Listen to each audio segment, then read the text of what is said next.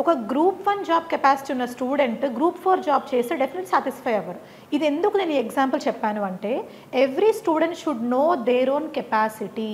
ఆ కెపాసిటీ తగ్గట్టుగానే దానికంటే ఇంకొంచెం కష్టపడుతూ ప్రిపేర్ అవ్వాలి. అంతేకాని ఏ గవర్నమెంట్ జాబ్ అయినా నాకు ఓకే అనుకుంటే మీరు లైఫ్లో ఫెయిల్ అయిపోతారు.